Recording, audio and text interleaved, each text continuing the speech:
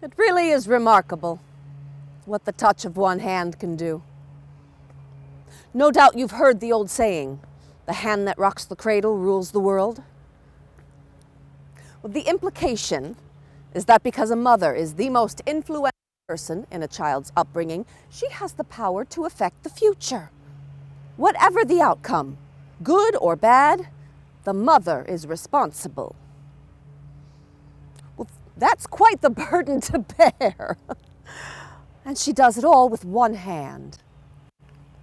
As a mother, I've always relished my role in the well-being of my family. I first learned about caring for others as a young girl of 16. In 1861, the Civil War broke out, and I could see firsthand the terrible toll it was taking on the country. I volunteered as a nurse in one of the many hospitals that sprang up around our nation's capital. As I bathed and dressed the dreadful wounds of our brave boys, I could hear the distant booming of the cannons on the other side of the Potomac. For months, the fate of the nation hung in the balance. But as desperate as times were, the resolve of President Lincoln and the bravery of our soldiers kept us going. I still recall one group of battle-weary soldiers from Wisconsin were resting on the White House lawn. Suddenly, a cheer sprang up as the president walked among them with a bucket of water in one hand and a dipper in the other.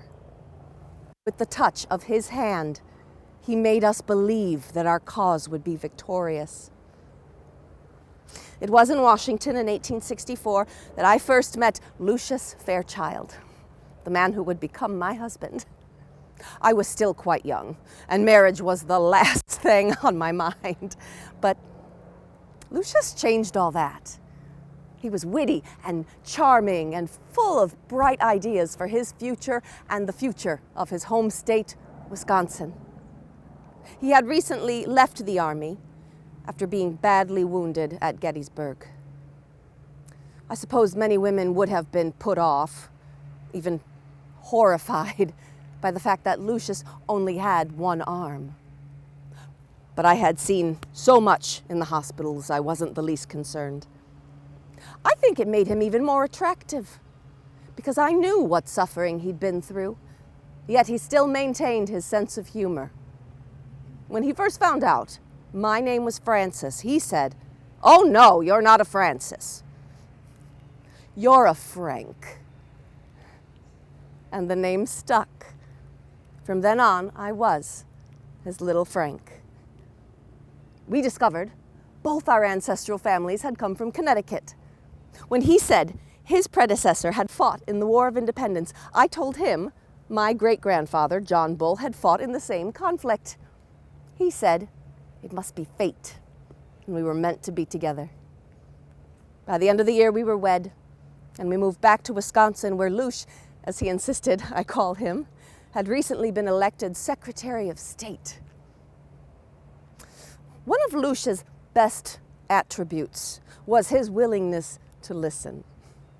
He already knew I was passionately interested in women's suffrage, a cause he supported. I became involved in the movement for an amendment to the state constitution. This would give women the right to vote and to own property. By now, Luce was governor of the state and put his political weight behind our cause, but the effort was turned down. The mood in the country was that freedom from slavery was the main cause, and women's rights would just have to wait. Apparently, no one saw the irony in this. By this time, Luce and I had started a family. It was now my hand that would rock the cradle. Our first child, Mary, was born in 1865, followed 2 years later by her sister, Sally. It would be another 8 years before our last daughter, Caril, was born, but what an eventful 8 years that was. The movement for women's suffrage had been steadily gaining momentum. It took enormous effort, however, and the leaders, such as Wisconsin's own Clara Colby, seemed inexhaustible. After all, it took a true pioneer spirit to be involved. Wisconsin was on the edge of the vast northern wilderness, and travel was desperately difficult. Groups of us would head out in small wagons or on horseback or even on foot trekking for miles through the perilous landscape in primitive conditions, giving speeches to a dozen people here, a dozen people there, cajoling and pleading for the necessary votes to bring equality to the land. One preacher was heard to toast our efforts with these words: "To our pioneer women, living or dead, God bless them." Most men, however, still believed that a woman needed to be cared for and protected and not insert herself into traditionally male matters. Unfortunately, many women felt the same way. They felt it was improper for a woman to become involved in education or public life, and it was too hard to take time away from caring for home and children to become involved in political activity. Women, it seemed, were fighting and losing their own civil war. Lucius, meanwhile, had been elected twice more as governor. He was a popular and successful figure in the State House. But the last year of his governorship was scarred by a terrible tragedy. All during the summer of 1871, Wisconsin had endured one of its hottest and driest seasons in its history. Water was scarce, crops were failing, woods and fields and even the marshes were tinder dry. Then on the night of October 8th, a strong wind sprang up and fanned some small fires that had been smoldering. Showers of sparks burst into full flames that roared across the parched landscape, destroying everything in their path. Farms were engulfed, villages incinerated. Worst hit was the town of Peshtigo, where the people were so desperate to survive they stood in the river up to their necks in what little water there was. In a strange twist of fate, Lucius was in Chicago that night, where another fire had taken the lives of 300 citizens. Everyone remembers the Great Chicago Fire, but the Peshtigo conflagration took the lives of nearly 5 times as many people, and hundreds more were left burned and homeless. With no one in command, I took it upon myself to organize trains to send food and clothing and medical supplies, whatever was needed, as well as nurses and doctors to help care for the shattered survivors.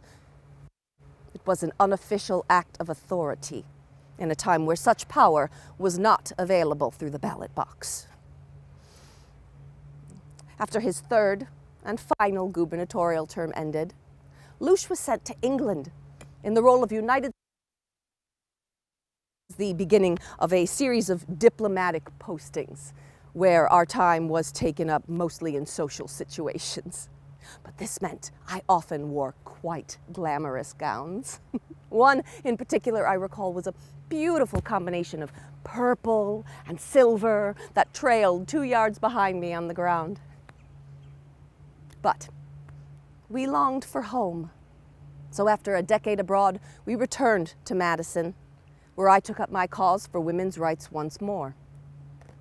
It would be another 30 years before the fight for a constitutional amendment was won and women could stand beside their men as equals. I am proud to say that Wisconsin was the first state to ratify the 19th Amendment in 1919. Unfortunately, Lucius did not live to see that glorious day. My wonderful husband was taken from me in 1896. But I swear to you that whenever I cast my vote, I can feel his hand on mine as that precious slip of paper goes into the ballot box. Yes, it really is remarkable what the touch of one hand can do.